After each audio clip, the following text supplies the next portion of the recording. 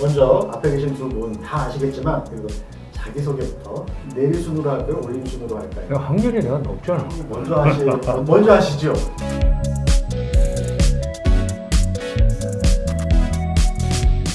우리 정세균 총리님하고는 이름의 글자가 앞에서 두 개가 같습니다. 사람들이 형제인 줄 알고 있지만 어쨌건 같은 집안인데 뭐 좀 좋아해야 될 것 같아서 오는 것 같습니다. 예, 후보님 차례입니다. 예, 정세균입니다.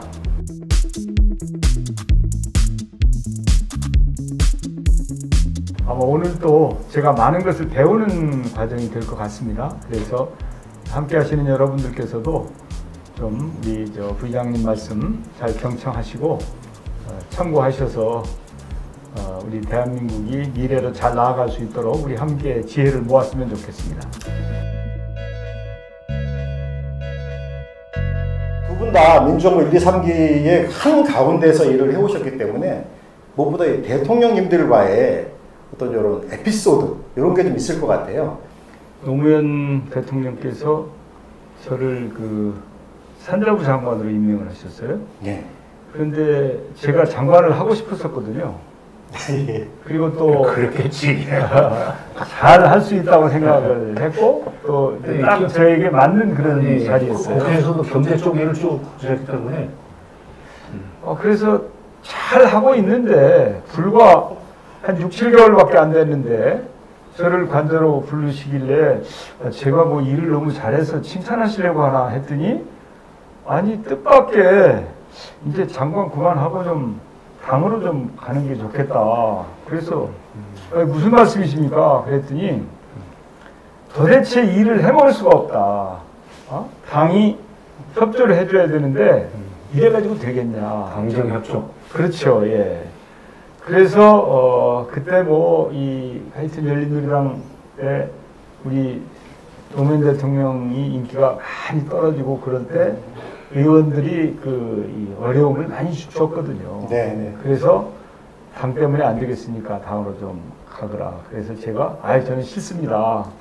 그래도 이제 버텼죠. 그런데 결국은 그해 연말에 제가 당으로 가게 됐어요. 그래서 전당대회라고 하는 형식을 빌어서 제가 열린우리당의 마지막 당 의장으로 가게 되었죠.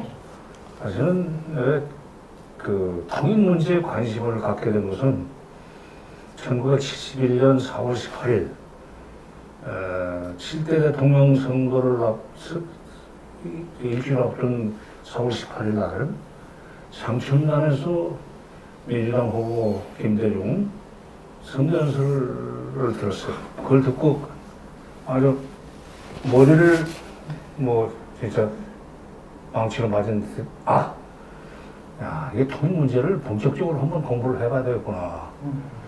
내가 이제 대학에서 은사님들한테, 선생님들한테 배우는 것보다 훨씬 더 현실적인 얘기들을 대선 후보가 하는 걸 보고 통일에 관심을 갖게 됐어요. 그리고 이제 그로부터 27년 후인 98년 김대중 정부가 들어서면서 내가 차관으로 임명이 됐습니다. 물러나신 뒤에 2005년쯤 됐을 거예요. 그래서 제가 일하다가 이제 물러난 뒤에는 자주 부르셨기 때문에 동계동으로. 그래서 한담 비슷하게 사실은 제가 대통령님을 27년 4월 18일 장춘단 연설에서 원가시서 뵌 적이 있고 그때 영향을 받아서 통일 문제 공부를 했고 그러다 보니까 통일부 차관으로 이렇게 발탁을 해주셨고 장관으로 또 발탁을 해주셔서 제가 참 고맙게 알고 있습니다. 그랬더니 반응이 그래? 하고 하면서 그랬었구만 할 줄 알았어. 그랬더니 아주 덜하더라고요. 그래요? 아무것도 없고요. 근데 이제 그분이 원래 그렇게 말씀이 길지는 않아요. 말씀이 길지 않은데 그래도 표정은 그때 그 연설에 감동을 받아가지고 통일 문제를 연구를 했고 그래서 결국 내 밑에서 차관장을 했단 말이지. 그래요? 그런 뜻이었던 것 같아요. 앞에 거는 함축해서 그냥 한마디로 그려. 근데 제가 김대중 대통령님 연설을 누구보다 많이 들었을 거 아니겠습니까?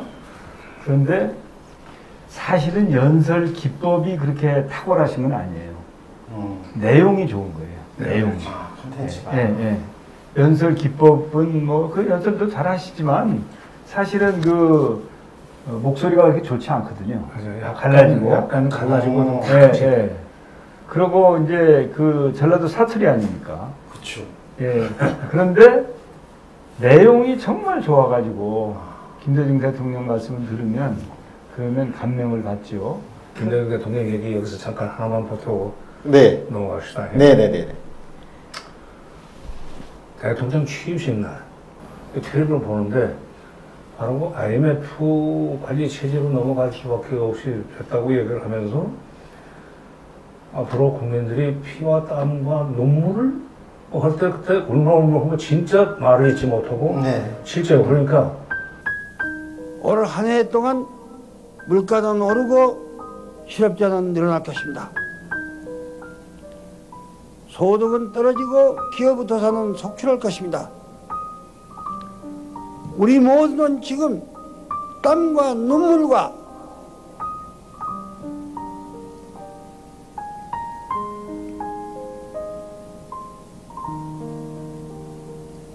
고통을 요구받고 있습니다.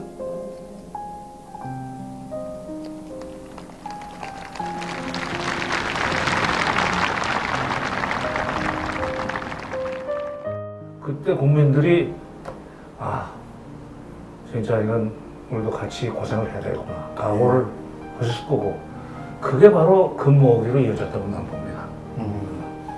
그때 그냥 써준 대로 그냥 그 청산유수로 읽어 나갔으면은 그건 아무런 감동을 못 주는 연설이었을 거예요.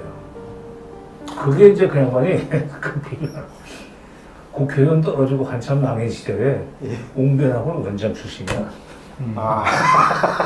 그때 웅변학원에 댕겼던 대학생이 김대중 정부 때 비서실장했던 이삼주 나중에 교육부 총리. 원장님과 학생 관계. 네.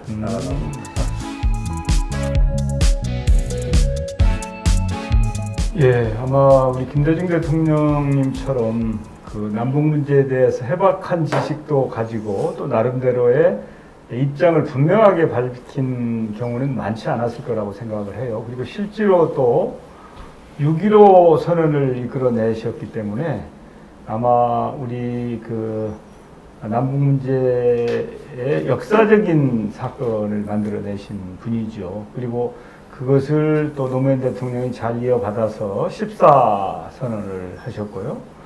그 이후에 많은 노력을 했었음에도 불구하고 어려움이 많이 있었는데 우리 정부 들어와서도 이제 동계올림픽이라고 하는 것을 계기로 해서 일촉즉발의 그런 위기 상황을 잘 관리했다고 하는 측면에 있어서는 이 민주정부 3기가 다 할 일을 했다 이렇게 평가할 수 있겠습니다만은 아직도 남북 문제의 어려움이 해소되지 않고 지속되고 있는 상황이어서 특히 이제 재작년, 작년, 지금까지 그 하노이 회담이 결렬된 이후에 남북 문제가 교착 상태가 지속되고 있는 부분에 대해서는 우리로서는 큰 부담이다 이렇게 생각을 합니다.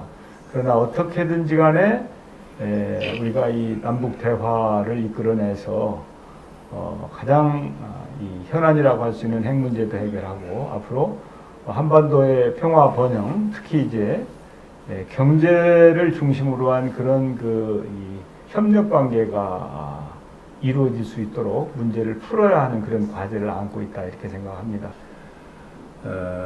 군사정권 시절에는 사실은 국내 정치에 있어서 그 남북 관계가 굉장히 큰 역할을 했어요. 뭐냐? 기본적으로 반복의식을 키워주는 거예요. 그래서 전쟁이 언제 날지 모르는 이런 위험한 상황이기 때문에 이걸 막기 위해서는 민간인 가지고는 대통령 못한다. 군인이 해야만 여러분들을 안전하게 살릴 수 있다. 그러면서 이제 자주국방이 뭐 등등 해서 군사력을 키우기 위한 투자를 많이 했습니다. 남북 간에 그런 시대를 살았고 또 그때는 공무원이기 때문에 그런 정책을 정당화할 수밖에 없었는데 이제 문민 정부를 거쳐서 김영삼 정부를 거쳐서 김대중 정부로 들어와가지고 햇볕 정책이 추진이 되기 시작하면서 남북 간의 평화라고 하는 그렇게 반복의식이 아니라 남북 간의 화해협력 분위기가 조성이 되면서 경제가 훨씬 더 안정적으로 커나가는 것이 눈에 띄어졌어요. 말하자면 98년에 IMF 관리 체제에 들어갔는데 1년 반 만에 IMF 관리 체제에서 벗어날 수 있었던 것은 그건 남북 간의 평화가 우리 경제를 키우는데 그만큼 크게 영향을 주었다는 증거라고 볼 수 있죠. 그러니까 평화와 경제가 하는 얘기죠. 나머지 이제 그 뒤에 노무현 정부 시기에도 그걸 그대로 그냥 김대중 정부 햇볕 정책을 이어받았기 때문에 특별히 드린 말씀은 없고 이명박 정부, 박근혜 정부 시기에 역시 그 정권은 또 반복했었어요. 그러면서 남북관계가 꽉 막히고 경제는 어떤 점에서는 좋아질 리가 없고 그러다 보면 반복이 되면은 우리 경제는 좀 말하자면 손해를 봅니다.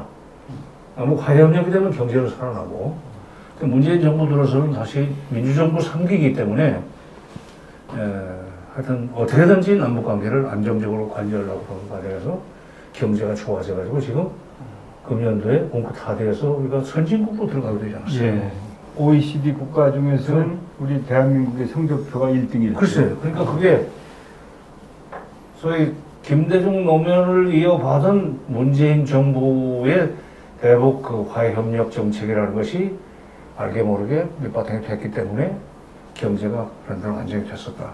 만약 이게 군사정권 시절이었으면 그런 결과는 그렇죠. 기대할 수 없죠. 네, 이 주제에 대해서 우리 후보님께서 또 달리 좀 보충하실 말씀 있으시면. 예, 그래서 이제 우리는 통일을 해야 된다. 그런데 이제 정치적인 통일을 하기 이전에 네. 우선 시작은 이제 소프트한 것부터 시작을 해야 되겠죠. 문화, 예술, 스포츠. 그렇지만은 이제 빨리 경제 공동체로 가야 된다. 또 남북이 합치면은 인구가 7,600만 명이 됩니다. 네. 그러면 이제 독일이나 불란서나 영국이나 이탈리아하고 비슷해진단 말이죠. 네. 우리가 더 큰 경우도 있고 그렇기 때문에 우리가 강대국들하고 당연히 이제 이 맞짱을 뜰 수 있는 그런 여건이 되기 때문에 남북 통일은 절대적으로 필요하고 빠를수록 좋은데 일단은 경제 통일부터 이루면 그러면 아마 그 한민족의 평화와 번영이 가까이 올 것이다 이렇게 기대를 합니다. 그래서 우리 민주정부 4기가 꼭 출범을 해서 신속하게 경제 통일이라도 이루는 노력이 필요하다고 저는 봅니다. 그렇죠. 그게 아주 중요한 대목인데 되게 이론적으로는 인구 7천만 정도가 되면은 소위 특별한 R&D 투자 없이도 대외 수출 경쟁력을 갖는 물품들을 수백 개씩 만들어낼 수 있다는 거예요. 왜냐하면 국내 시장 규모가 그렇죠. 일단 6천만 내지 7천만을 넘어야 국제 경쟁력을 갖는다는 거지. 독일은 지금 통일된 뒤에 8천만인데 통일된 뒤에 독일은 바로 7천만이 서독이 6,400, 동독이 1,600 이렇게 돼 있죠. 6,400 대 1,600으로 쪼개졌을 때는 독일이 유럽에서 별로 그렇게 경제적으로 강자가 아니었습니다. 통일되면서 완전히 프랑스, 영국 따라져가지고 지금 유럽에서는 독일이 제일 부자예요. 바로 이런 현상을 제일 두려워하는 것이 일본입니다. 남북이 하나의 덩어리가 경제적으로 하나의 덩어리가 돼가지고 그야말로 개성공단식의 협업, 남쪽의 자본과 기술, 북쪽의 노동력과 싼 단가 이렇게 해서 협업을 하면은 수출 경쟁력이 월등히 높아져가지고 일본을 따라잡을 수 있는 가능성이 높다고 미국의 경제학자들이 내다보고 있어요. 바로 일본이 그것 때문에 심사가 꼬일 대로 꼬였어요. 지금 5.11 들고 다니는 것이죠. 저게 지금 5.11가 일본이 동양을 지배 흔들고 싶다는 뜻이거든. 근데 일본이 동양을 지배하는 데서 제일 방해되는 게 남북 간의 화합이란 말이에요. 여기 둘이 쪼그라놓으려고 그래요, 사람들은. 그렇죠. 이거를 극복해야 돼요.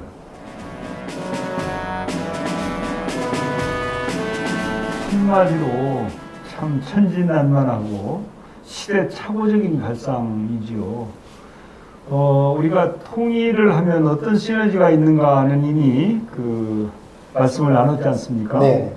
당연히 통일 국가로 가야 되죠. 지구상의 유일한 분단 국가인데 통일부가 있는데 그 통일부를 없애자고 하는 게 그게 말이나 되는 소리입니까? 난 그 무슨 논리로 그런 얘기를 하는지 알 수가 없어요.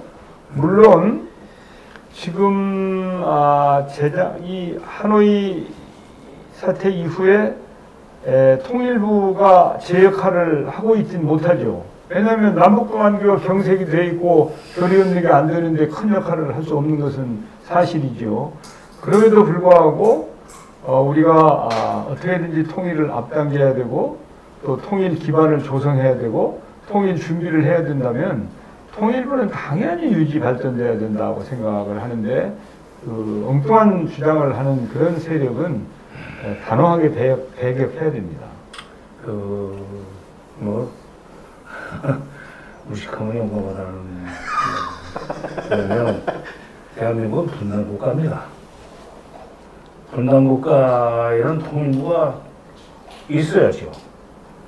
지금 독일은 통일이 된 뒤에 통일 문제를 다루는 내독관계성은 이제 해체를 했어요. 그러니까 그 분단 시대의 동서독에서 서독은 외무성 따로 내독관계성 따로 있었어요. 그러니까 통일이 되고 나니까 내독관계성은 사라졌어요. 이제 지금 통일 문제를 다루는 부처가 있는 데가 지금 통일이라는 이름을 붙인 데는 대한민국밖에 없는데 아직 통일이 안 끝났기 때문에 그대로 유지를 시켜야 되고 당장에 무슨 성과가 없기 때문에 외교부에다 갖다 붙인다는 것은 그거는 진짜 외교라고 하는 것은 일종의 테크닉의 차원이에요. 통일은 이건 테크닉의 문제가 아니라 철학과 명분과 소위 이 지향성의 문제입니다. 이거를 섞을 수가 있나? 그러니까 그리고 심지어 분단이라고 하기에는 조금 애매한 분단이라고 하기에는 분단국이라고 하기에는 애매한 중국과 대만에도 통일 관련 정부 부처가 있습니다. 대만에 중국 외교부 따로 있고 거기에 대륙위원회라고는 말하자면 위원회나 부가 같은 급인데 대륙위원회가 따로 있죠. 아직 완전히 하나의 중국이 되지 않았기 때문에 중국 중화인민공화국에도 외교부가 있고 국무원에 대만 판공실이라는 게 있습니다. 대만 문제를 다루는. 그러니까 공부가 짧아서 그런 소리를 하는 거예요.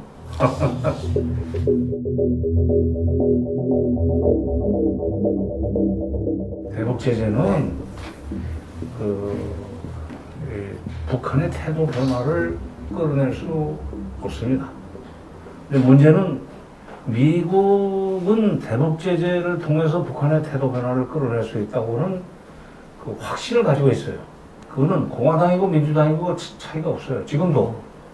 북한은 대북 제재, 유엔의 대북 제재가 그대로 살아있고, 그 다음에 미국의 대북 적대시 정책의 가장 대표적인 행사인 한미연합훈련을 중단하지 않으면 우리는 회담에 못 나간다.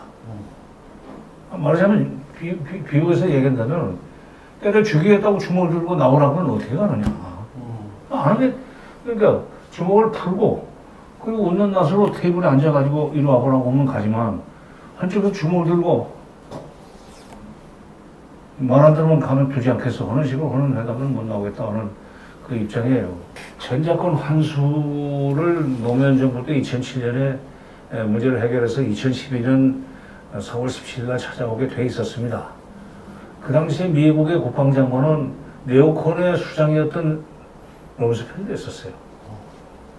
북한이 그 미국 당시에 네오콘들이라는 게 대북 적대감이 제일 강한 사람들인데 북한의 능력으로는 한국을 건드리지 못한다, 군사적으로. 따라서 주한미군이 가지고 있는 한국군에 대한 작전 지휘권을 그대로 갖고 있는 것이 큰 의미가 없다. 네. 주한미군 사령부, 주한미군을 필요에 따라서는 중동에도 좀 급파하고, 그 다음에 저쪽에 아프리카 쪽에 분쟁이 있으면 거기도 보낼 수 있으려면은 주한미군 사령관이 가지고 있는 한국군에 대한 작전지휘권을 돌려주는 게 낫겠다. 그거 그대로 가지고 있으면 나갔다가 돌아야 된다. 북한이 조금만 움직여도. 네, 네. 근데 이 사람들이 임기 말이 가까워지면서 새로운 조건을 내세웠어요, 미국이.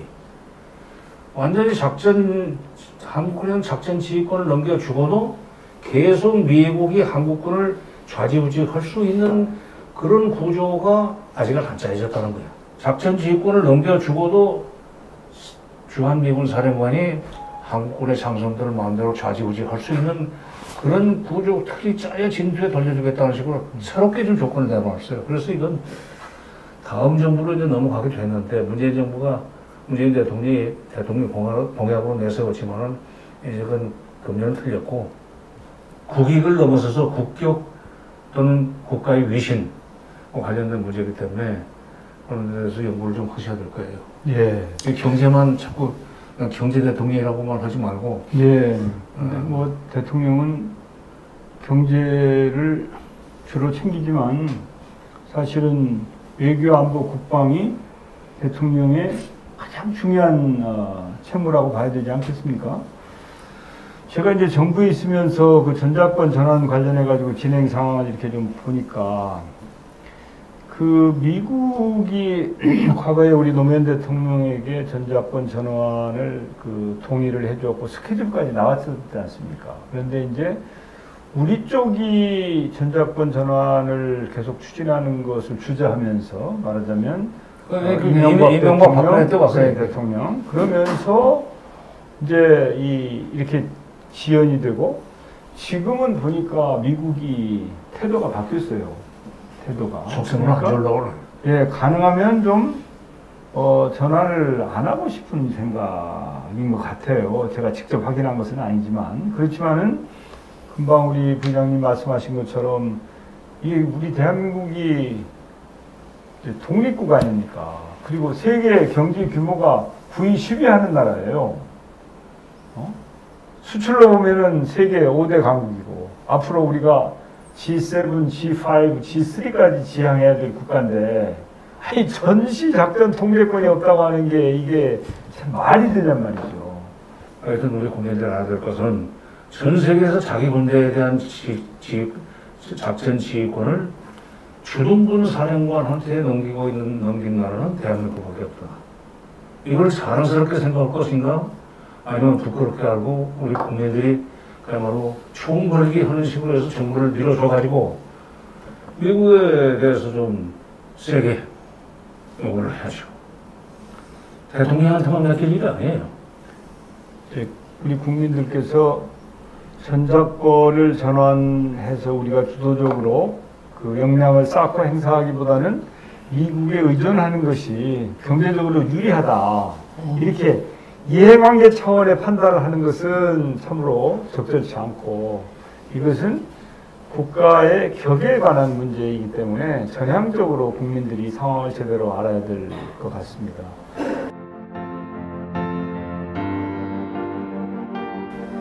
나는 문재인 대통령께 드리는 메시지라기보다는 문재인 대통령의 통일 얘기하고 참모들에게 한마디 하고 싶어요. 네. 문 대통령이 미국에 대해서 뭐라고 말할 수 있는 용기를 불어넣는 참모가 왜 없어?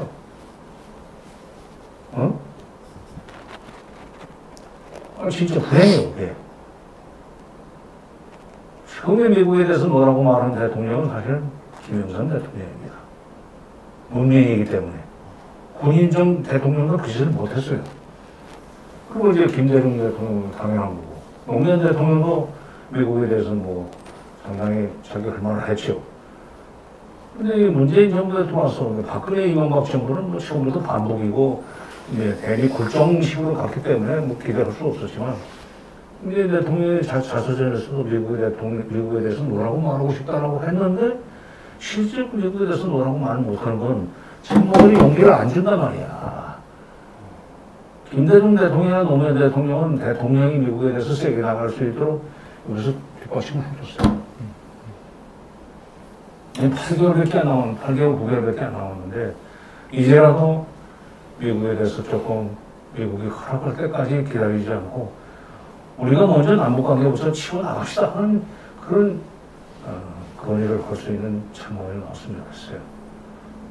혹시 이제 앞으로도 그런 용기를 불어넣을 수 있는 참모들을 찾으세요. 그래도 이제 우리 문재인 대통령께서 정말 일촉즉발의 위기에 처했던 그 남북 문제를 동계올림픽을 잘 활용해가지고 여기까지 이렇게 끌고 온 공은 우리가 인정을 해야 되지 않을까 이렇게 생각이 들고, 또 바이든 정부가 들어서고 나서 이제 지난번에 미국에 가셔서 정상회담을 하면서 하여튼 남북 문제에 대해서 우리 정부의 의견도 상당 부분 반영할 수 있었던 것은 그나마 다행이 아닌가 이렇게 생각을 합니다만은, 임기 마지막까지 남북 관계의 평화로운 관리, 그리고 그 이후에 남북 관계가 더 진전될 수 있도록 마지막까지 아마 역할을 해주실 것으로 그렇게 기대를 하고, 또 그렇게 될 수 있도록 그 힘을 좀 모아주는 노력이 필요할 것 같습니다. 이것으로 오늘 방송을 마치도록 하겠습니다. 이렇게 박수 한번 치는 거로 오늘 방송 종료할까 합니다. 네, 감사합니다.